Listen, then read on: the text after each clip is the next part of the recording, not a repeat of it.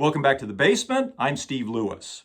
This week, we continue our look at recent viewer comments. We'll also chat with David Gebroe of the Discograffiti podcast. I appreciate the fact that there is more good stuff in the comments than I can get to, even in a two-parter. I'm going to try my best to fit as much in as possible. Let's get started. In comments on episode 259, today part 1, Lamont South pointed out Al Jardine and Steve Miller's bluesy take on Help Me Rhonda, found on a postcard from California, and it being closer to the sound of Buster Brown's Fannie Mae, which Brian cited as part of his inspiration in writing it. It's a remake I really like. Unsurprisingly, given its inspiration, the blues angle works, and of course with Steve Miller's blues background, he's the perfect guest for this track. It even starts with a little "some people call me Maurice" guitar flourish. What really makes this track fun for me is having Steve Miller's very familiar voice singing the second verse and joining in on the chorus. In any case, I appreciate that Alan gave us a distinctive take rather than a straight remake, and it's certainly closer to the blues inspiration of Fannie Mae. It also reminded me that I've been planning to do a full episode on Postcard from California for quite some time. I'm hoping to get to this in the late spring or early summer. Until I read about it in the winter 2024 edition of Endless Summer Quarterly, I had completely missed that Alan had released a new single digitally back on August 24th, 2024. The song, Wish, is written by Al and Larry Voskin and is dedicated to Brian Wilson and to the memory of Dennis Wilson. It's a gentle tune with some Beach Boys-style background vocals. It reminds me at certain points of Elton John's Little Genie, and at other points of Smoke Gets in Your Eyes. It's nice to hear something brand new from Al, and it's always great to hear an Al Jardine vocal. I understand that Al is putting together a second solo album. I'm guessing that Wish is a preview. In that same issue, ESQ also relayed news that there's talk of Al touring with Brian Wilson's band. With Brian no longer performing, I think it would be a great way to see both Alan and Brian's amazing band. I'm hoping they can work that out. Once again, thanks to ESQ for keeping me up on the news of all things Beach Boy. I wanted to thank Void Lycos for letting me know that there had been a digital Beach Boys 1974 copyright protection release briefly available. With a little searching online, I was able to track it down. It consists of 9 tracks, including some very unfinished but interesting works by Dennis, a very elaborate recording of Happy Birthday for Roger McGuinn, Rollin' Up to Heaven, and Battle Hymn of the Republic. A highlight is the opening track. It's an unfinished backing track called Symphony. Despite its title, it's a very funky track that breaks into some intentionally dissonant but clearly Beach Boys oohs and ahs, reminding me vaguely of the fire section from Smile. From what I can find, it was written by Dennis and Stephen Kalinich and is probably the same work mentioned over the years as Life Symphony. Frustratingly with this kind of thing, there are no notes or explanations. I'd love to know, for example, who else is on Happy Birthday Roger McGuinn. It's clearly more than just the Beach Boys. There's nothing world-shattering there, but it is an interesting listen for fans. I'm sure, like I did, you can find it with a little searching.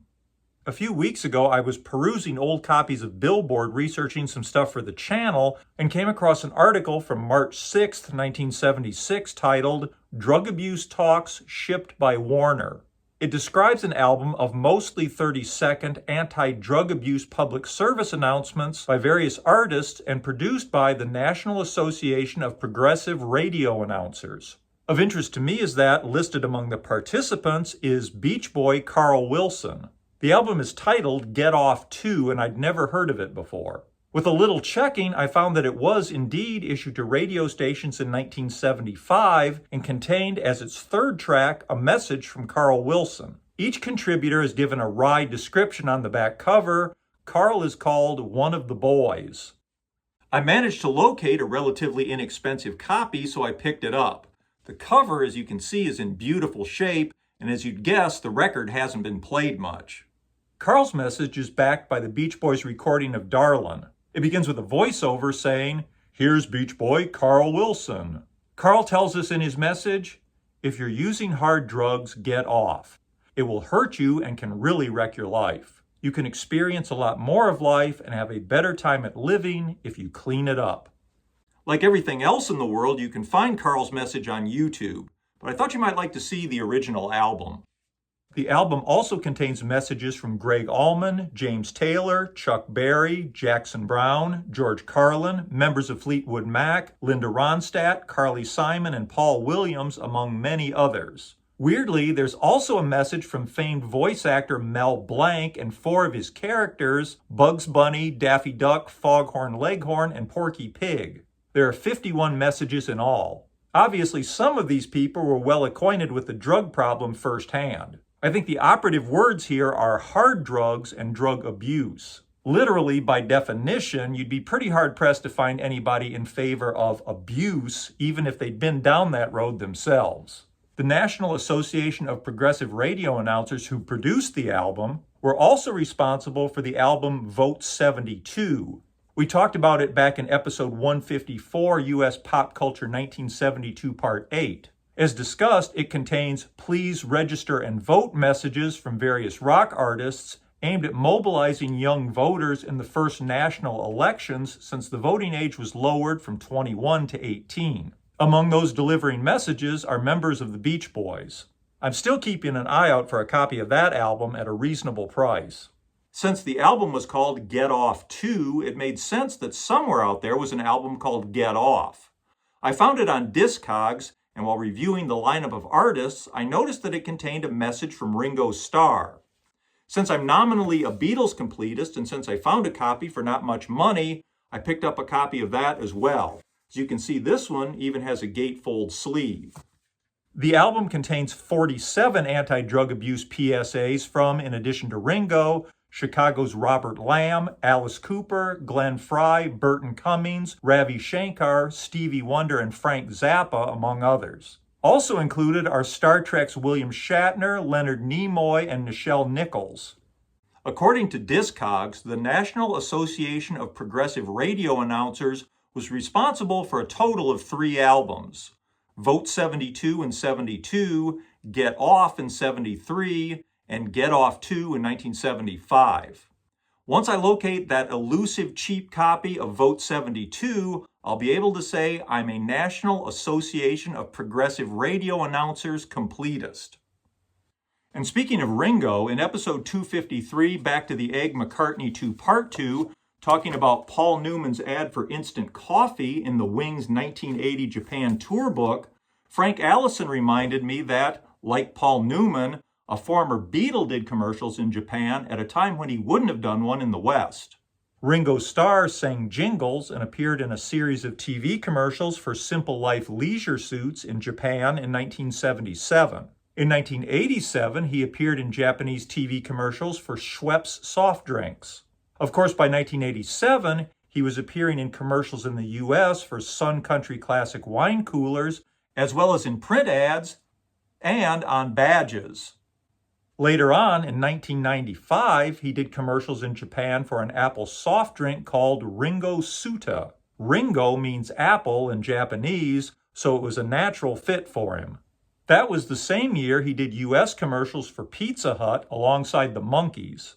The 1977 Simple Life leisure suit commercials featured Ringo singing a couple of jingles, which have ended up on various Beatles and Ringo Starr bootlegs. I recently had an opportunity to talk to David Gebroe of the Discograffiti podcast. Many of you are probably already fans of his interviews here on YouTube. He recently launched a very extensive and very interesting series on the Beach Boys. I thought you might enjoy hearing more about it. On the day, I was having trouble with my Wi-Fi, so I was driven up out of my basement lair into the living room. So I'm here today with David Gebroe of the Discograffiti podcast. Welcome to the show. It's billed as the ultimate music deep dive, and I think that is extremely accurate. There's so much content here, so much really interesting stuff, and you do go deep. I do. Well, I mean, as you and I were discussing right before the starting gun went off, it can be taken in as a once or twice a week free show. It was created about 3.5 years ago. I've never missed a week. For most of the show's existence, there's been a minimum of 4 shows a week going up, sometimes as many as 5. So as a Patreon subscriber, basically the tier that you choose will reflect back how many shows you're able to actually listen to. I don't actually describe it as content, only because content to me, for whatever reason, that word portends to me that it's almost been automatically created using AI. And I have never used AI. I spend an inordinate amount of time doing research, making sure that there's something unique that's going up that people hopefully haven't heard before, questions that haven't been asked and topics that haven't been broached, and hopefully, especially with this Beach Boys series, that we're really getting something that's different from all the great stuff that as Beach Boys fans we've been privy to in the past. I particularly enjoyed your discussion with David Marks and with Carney Wilson. They were so extensive and got into areas that I'd never heard either one of them get into before. You have a really nice sort of casual conversational style that I really admire. Thank you. Yeah, I mean, it was Carney's longest interview she's ever had. It was 5 unbroken hours. I think she went to the restroom once, but otherwise there were no breaks. And we didn't want any breaks. We were having a good time. Carney was great. David was a very unique kind of circumstance, and certainly not reflective of the types of interviews that I have. I would say that in the 3.5 years I've done this, it's the only controversial interview that I've ever posted. But once a decade, I could probably handle that. Yeah. So I think you told me that the Beach Boys series on Discograffiti started recently, like the beginning of the year. Yeah, the Beach Boys series started on January 6th, but up until that point, it it usually was, I would say, a band every week or every 2 weeks. Sometimes there would be a second part. Mamas and the Papas was a 16-hour interview with Michelle Phillips, so that was several weeks, but typically it's 1 or 2 weeks, and a guest will come on and either do their own discography, and we'll talk about everything they've ever done and give everything a star rating from 0 to 5, or their favorite band. We'll go through one of their favorite bands, and they can reconnect with the music nerd that they were back when they were kids. And, so in that way, it's not a typical show that somebody who's hawking new product that's just been released will hit. I mean, they can do it at any point. It doesn't have to be, just on their sort of press rollout for something. Yeah. Can you go over some of the other bands and other artists that you talked to outside the Beach Boys? Sure. So one of the epic episodes that I've done, it was the Association. I did a 12-hour interview with Terry Kirkman and Jules Alexander. This was just before Terry passed, and it was the very last interview that he ever did. That's a 4-part series. Again, that's not the norm, that it's going to be that long. I had Pete Kember, also known as Sonic Boom, rating Spaceman 3. I had Bill Medley from the Righteous Brothers doing all of their singles. I had Tom Morello from Rage Against the Machine doing MC5. I had Lou Barlow from Dinosaur Jr. doing the Zombies. I had Mike Watt from the Minutemen doing the Minutemen. Just all over the place. Wow.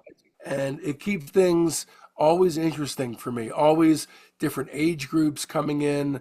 The Facebook group for the show is called Discograffiti Soldiers of Sound.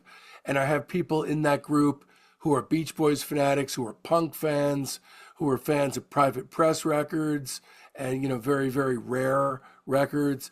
They're all over the map. What's to come Beach Boy wise?